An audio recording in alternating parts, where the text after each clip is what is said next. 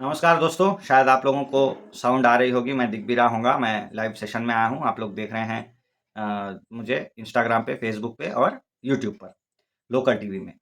आज चर्चे का विषय है एक ट्रेन, जो कि हमारे कागज़ नगर को कलकत्ता के हावड़ा स्टेशन से जोड़ेगी। और दूसरा भी एक विषय है, उसका भी मैं जवाब दूँगा। यहाँ पे 2 सवाल खड़े होते हैं। एक तो कागज़ नगर से हावड़ा जाने की ट्रेन की ज़रूरत क्या है? दूसरा, बहुत सारे कागज़ नगर के लोग हैं जो कि रेगुलरली ट्रेन में आते-जाते हैं कोलकाता।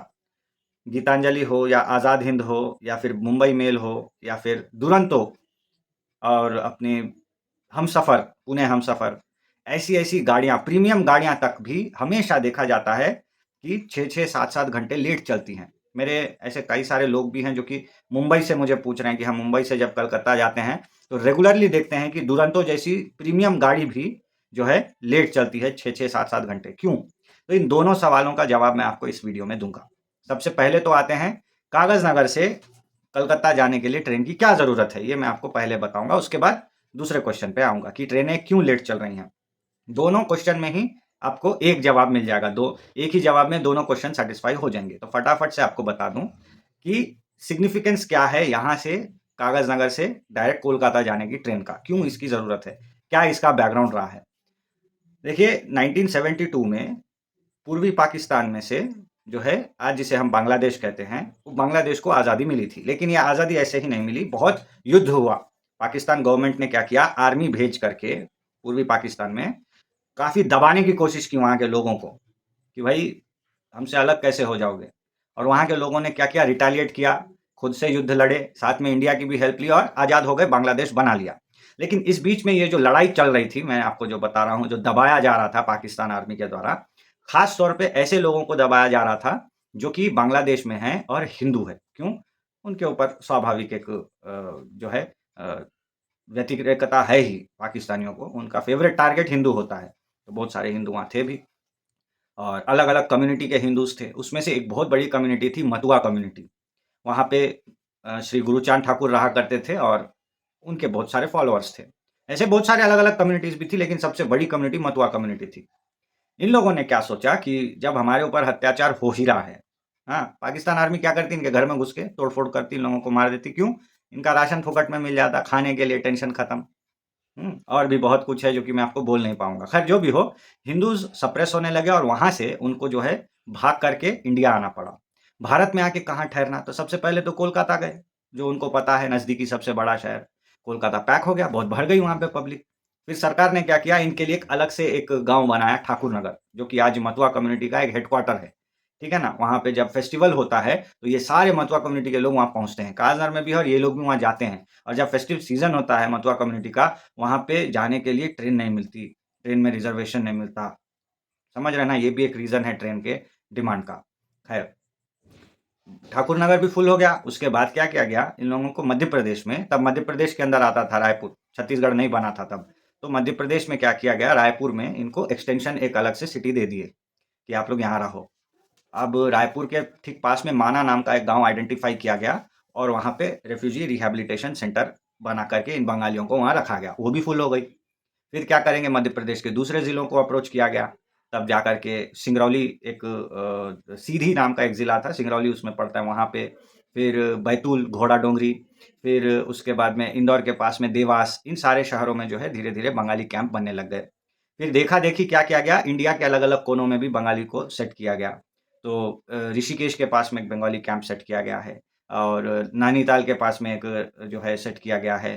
फिर कर्नाटक में रायचूर में एक सेट किया गया है, उसी तरह कागज़ नगर में भी एक बंगाली कैंप सेट हुआ। तो ऐसे करके बंगालीज़ फैलने लगे और चूँकि कागज़ नगर के जो बंगालीज़ हैं, वो आए तो कोलकाता से हैं, तो कुछ रिश्तेदार उनके वहाँ छूट गए, कुछ उनके रिश्तेदार माना कैंप में छूट गए रायपुर में, ठीक है ना? तो ऐसे एक कनेक्शन बनता गया, क्यों जाना है यहाँ से वहाँ, कोलकाता जाके क्या करना है? तो ऐसे ट्रेन की ये भी एक रिक्वायरमेंट हो गई। उसके अलावा जब ये लोग कागज़ नगर आए, रेलवे स्टेशन के उस पार में इनके लिए एक रेफ्यूजी रिहैबिलिटेशन सेंटर यानी आरआर कैंप एक अलग से बना के दिया गया, वो भी फुल हो गया। फिर इनको क्या करें, कागज़ नगर से 5 किलोमीटर दूर पे पहाड़ी दे दिए कि आप यहाँ रहो, नज़ुल नगर। ऐसे करके बंगालियों के लिए रिहैबिलिटेशन सेंटर्स बनाए गए। अब इन गाँवों का नाम भी जो है सरकार ने बहुत सोच समझ के फ्रीडम फाइटर्स के नाम पे या बंगाली किसी एक आइडेंटिटी पर्सन के नाम पे रखना शुरू किया। सबसे पहले नजरुल नगर बना, काजी नजरुल इस्लाम जी के नाम पे, जो कि काली गीति लिखते थे और फ्रीडम फाइटर थे, पोएट थे। उनकी तरह एक्सटेंशन में जो है मानेपल्ली मंडल में एक और बंगाली कैंप बिठाया गया, रविंद्र नगर, जो कि गुरुदेव रविन्द्रनाथ ठाकुर के नाम पे बनाया गया है गांव। फिर हमारा जो सिरपुर हेडक्वार्टर था, वहां पे एक लक्ष्मीपुर नाम रखा गया गांव का, वहां पे भी बंगालीज हैं। फिर उसके बाद में मंचिरियाल के पास में, याद रखिए, मंचिरियाल के पास में मंदामरी नाम की एक जगह है, कोयले की खदान है वहां पे। कोयला खदानों में इनको एक एक गांव दिया गया। श्रीरामपुर एक गांव है, फिर एक कालीनगर है और रामाकृष्णापुरम है। रामाकृष्णापुरम समझ रहे हैं ना, स्वामी विवेकानंद जी के जो गुरु थे रामकृष्ण परमहंस, उनके नाम पे वो गांव का नाम रखा गया। कालीनगर तो काली माता के नाम पे रखा गया।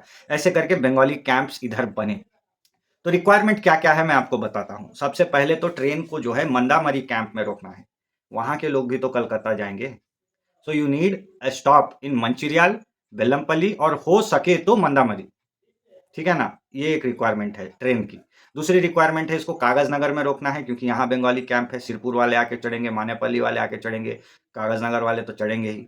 तीसरा रिक्वायरमेंट है बलारसा। बलारसा में तो हर ट्रेन रुकती है, वहां पे जो है क्रू चेंज होता है, तो कोई बड़ी विषय नहीं है। वहां पे भी गढ़चिरौली का जो हमारा अहेरी वाला आलापल्ली वाला सेक्टर है, वहां पे सुभाष नगर है, श्रीनगर है, करीब करीब 250 गाँव है वहां पे। कागजनगर में तो 13 ही विलेज है, वहां 250 से ज्यादा गाँव है। श्रीनगर, सुभाष नगर, ये सब, कृष्णनगर, वहां के लोग भी आके बलारसा से चढ़ेंगे। उसके बाद चौथा पॉइंट आता है आपका चांदा फोर्ट। ये चंद्रपुर स्टेशन का एक हिस्सा है, चंद्रपुर शहर में। यहाँ से करीब में एक बंगाली कैंप है। ठीक है, चंद्रपुर का बंगाली कैंप चांदा फोर्ट स्टेशन के करीब पड़ता है। चांदा फोर्ट में भी एक स्टॉप चाहिए। इसके बाद थोड़ा और आगे जाएंगे तो गढ़चिरौली डिस्ट्रिक्ट का ही एक और गांव आता है वर्षा। वर्षा में भी एक स्टॉप चाहिए, क्योंकि वहां पे भी अरुण नगर नाम का एक इलाका जो है बंगाली कैंप है। उसके बाद तो गोंदिया पहुंच गई गाड़ी। उसके बाद आपको जो है रेगुलर जो रूट होता है उसका, रायपुर, बिलासपुर और आगे चल के चक्रधरपुर, खड़गपुर, ये सब। ठीक है, ये रूपरेखा होनी चाहिए कागज नगर से डायरेक्ट ट्रेन की। ये एक बात मैंने आपको पहले बताई।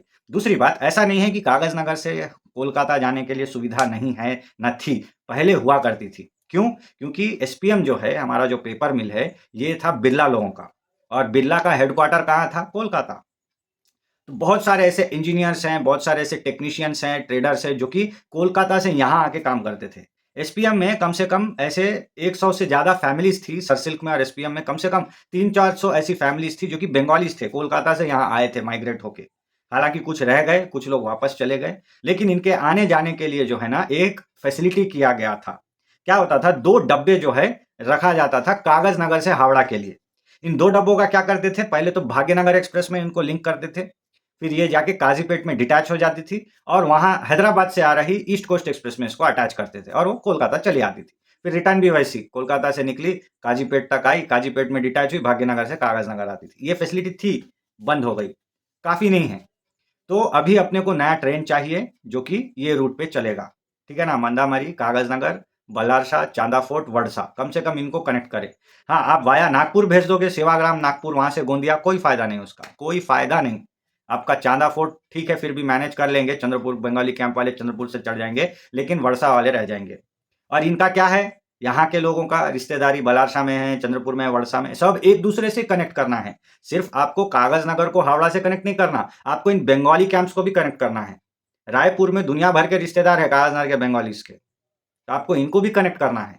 समझ रहे हैं ना? तो ये असली मकसद है इस ट्रेन का। आप शालीमार घुमा, विजयवाड़ा से घुमा दोगे तो भी नहीं चलेगा, वेस्ट है वो। कागज नगर वालों के काम तो आ जाएगा, लेकिन बाकी जो ऑब्जेक्टिव है इस ट्रेन का वो वेस्ट हो जाएगा। ये है पहला सवाल का पूरा पूरा जवाब, जो कि मैं 10 मिनट में देने की कोशिश किया। अब सवाल ये है कि क्या ये ट्रेन चल पाएगी? पॉसिबल है, क्यों नहीं चल रही? इतना तो लेटर लिख लिख के दे रहे, एमएलए साहब दे रहे, एमपी साहब दे रहे, हाँ, डीआरएम साहब को दे रहे, रेल मिनिस्टर को जाके दे रहे हैं कि एक ट्रेन होना, तो भी क्यों नहीं हो रहा? अब आता है वो पॉइंट जहां पे आपको दोनों क्वेश्चन एक साथ मिलेंगे। पहला कि ट्रेन क्यों नहीं आ रही, दूसरा जो चल रही वो लेट क्यों चल रही है। जब आप इस रूट पे ध्यान दोगे ना दोस्तों, क्या होगा, ट्रेन कैसे भी करके गोंदिया जाएगी, वो वाया नागपुर जाए या वाया चांदा फोर्ट जाए। गोंदिया के बाद में आपके स्टॉप्स क्या क्या आते हैं, ध्यान रखिएगा।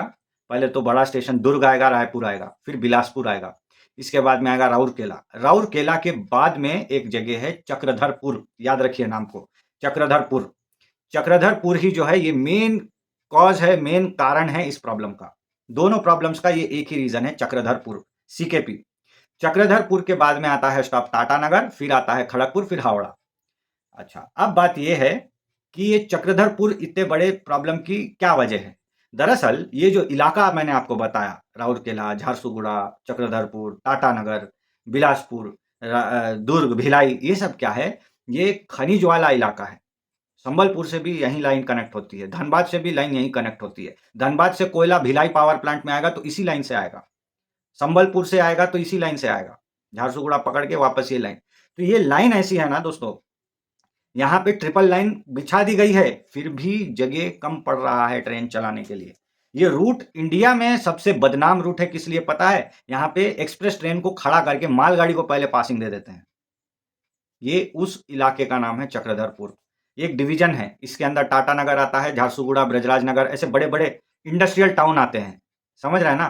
तो ये चक्रधरपुर ही जो है असली वजह है लेट होने का, ट्रेन ना चलने का। आप ट्रेन चला तो दोगे, कागजनगर से ट्रेन चलेगी, रायपुर तक मस्त जाएगी, उसके बाद ट्रैफिक में फंस जाएगी।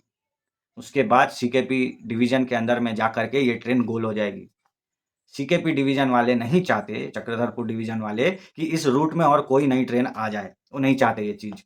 उनको ऐसे ही बहुत परेशानी हो रही। उनको पता है बॉम्बे मेल कितने बजे आएगी, उनको पता है गीतांजलि कितने बजे आएगी, लेकिन उनको ये नहीं पता कि कब कौन सी मालगाड़ी आ जाए फटाक से। समझ रहे हैं ना? अनिश्चितताओं से भरा ये नेटवर्क है, और ये है जंगल वाला इलाका। यहाँ पे आप चौथी लाइन बनाने के पहले आपको बहुत खर्चा करना पड़ेगा। जमीन लेना पड़ेगा, जंगल काटने पड़ेंगे, पहाड़ तोड़ना पड़ेगा, चौथी लाइन बिछाओ, पांचवी लाइन बिछाओ, छठवीं लाइन बिछाओ, तब भी जो है यहाँ पे थोड़ा सा कंजेशन कम होगा। ये कहानी है एक्चुअली। लोग पूछते हैं क्यों ऐसा हो रहा है कि नामी गिरामी ट्रेन दुरंतो, हमसफर, हाँ, और ये गीतांजलि, आजाद हिंद लेट चलता है। कुछ नहीं तो भी 2 घंटा तो लेट चलता ही है, वो नॉर्मल हो गया है। अभी ज़रूरत क्या है? जैसे ईस्टर्न डेडिकेटेड फ्रीट कॉरिडोर बन रहा है, जैसे वेस्टर्न डेडिकेटेड फ्रीट कॉरिडोर बन चुका है, वैसे ही एक ये मुंबई हावड़ा फ्रीट कॉरिडोर बनना चाहिए। नहीं बोले तो भी नागपुर से हावड़ा तक का तो कॉरिडोर बनना ही चाहिए। मुंबई से हावड़ा मत बनाओ, परवाह नहीं। तो ये काम है। रायपुर से दुर्ग के बीच में शायद 40 मिनट का रास्ता है। 7-7, 8-8 लाइनें हैं ट्रेन की आने जाने के लिए, तो भी कंजेशन है। आप सोच के देखिए। ये हालात है दोस्तों। इसी के वजह से नई ट्रेन आ नहीं पा रही, और जो ट्रेनें चल रही हैं वो ठीक से टाइम नहीं मेंटेन कर पा रही। कोई बोल रहा था मुझे कि कम से कम टाइम टेबल रिवाइज कर दो, बता दो कि 2 घंटा लेट ही चलेगी ट्रेन। नहीं कर सकते। मेन कारण है आपका लेट होने का मालगाड़ी। और आज ये मालगाड़ी 3 बजे आई, कल कौन सी मालगाड़ी कितने बजे आएगी अपने को नहीं मालूम। अनसर्टेनिटी भरी हुई है। तो अपनी ट्रेन पे कब कहाँ लगाम लगने वाली है, we don't know. We can not revise the time table. ऐसे हालात हैं दोस्तों। इसके वजह से आपको पहली चीज तो कागजनगर से हावड़ा जाने की ट्रेन नहीं मिल रही है। दूसरी चीज, आप मुंबई, नागपुर, हावड़ा जा रहे हो तो आपकी ट्रेन लेट हो रही है। कई लोग कोलकाता से आते हैं नागपुर, उतर के दूसरी गाड़ी चढ़ना है कागजनगर के लिए, बुकिंग करवा रखी है, वो ट्रेन आई ही इतनी लेट कि ये तो छूट गई, बुकिंग वेस्ट हो गई। ऐसा होता है। ये भी बहुत बड़ा कारण है। सिर्फ और सिर्फ चक्रधरपुर रेलवे डिवीजन के कारण, वहां पे एक्सपेंशन ना हो पाने के कारण वी आर सफरिंग। हो सके तो ये वीडियो कागजनगर वाले तो देखेंगे ही, आप जो है चंद्रपुर, वर्षा और मंदामारी में आपके अगर कोई रिश्तेदार हैं तो उनको भी भेजिए, क्योंकि ये समस्या उनकी भी है। और ऐसे लोगों को भी भेजिए जो पूछते हैं क्यों क्यों जो है ट्रेन लेट होती है हमेशा हावड़ा से आते और जाते टाइम, क्या कारण है? टाटानगर स्टेशन चक्रधरपुर के बाजू में सबसे बड़ा जंक्शन पॉइंट है। टाटानगर और राउरकेला दोनों स्टेशनों पे आप जाइए, कभी भी कोई भी टाइम पे नहीं मिलेगी आपको ट्रेन। एक भी ट्रेन आपको टाइम पे नहीं मिलेगी। हर ट्रेन डिले डिले डिले, 7 घंटा, 8 घंटा, 3 घंटा, 2 घंटा, कुछ नहीं तो आधा 1 घंटा तो लेट रहेगी। क्यों? सीकेपी डिवीजन फेल हो रहा ना ट्रेन मैनेज करने में। इसके लिए जो रेलवे प्रशासन है उसने फटकार भी लगाई है चक्रधरपुर रेलवे डिवीजन को, लेकिन क्या करेंगे? कमाई भी तो इसी से आ रहा है ना, फ्रीट से, मालगाड़ी से। आप कोयला सप्लाई नहीं करोगे तो पावर प्लांट कैसे चलेगा? लोहा एक्सट्रैक्शन कैसे निकलेगा? करंट कैसे बनेगी? एक बार ट्रेन नहीं चल रही थी तो भिलाई में जो है पावर प्लांट में कोयले की कमी हो गई। इमरजेंसी हो गया वहां पे कि एक ही दिन का कोयला बचा है, 2 ही दिन का कोयला बचा है भिलाई में। पूरा छत्तीसगढ़ पागल। और वहां से सिर्फ पावर छत्तीसगढ़ को नहीं जाता, भिलाई से कागजनगर को भी आता है करंट, गढ़चिरौली को भी जाता है करंट। सब जगह परेशानी। कोयला हमेशा से फर्स्ट प्रायोरिटी है, बिकॉज इट्स अ फ्यूल। उसको पावर प्लांट पहुंचना है, उसको स्टील फैक्ट्री पहुंचना है, उसको एक्सट्रैक्शन यूनिट्स में पहुंचना है और उसको जो है और देश के अलग-अलग कोने में भी पहुंचना है। तो ये कारण है दोस्तों, चक्रधरपुर रेलवे डिवीज़न अपने आप में बहुत परेशान है। वो लोग 3 लाइन, 4 लाइन लेके भी ट्रेन्स को मैनेज नहीं कर पा रहे हैं और पता नहीं उन लोगों का ये समस्या कब खत्म होगा। आई होप आपको ये वीडियो पसंद आई होगी। आपकी राय कमेंट में ज़रूर रखिएगा। शेयर करने के लिए तो मैंने बोल ही दिया है। एक लाइक के साथ-साथ हाइप का बटन आया है यूट्यूब पे, तो यूट्यूब पे उसको भी मार दीजिएगा और इस वीडियो को लाइक कीजिएगा अगर आप फ़ेसबुक से देख रहे हैं तो। धन्यवाद।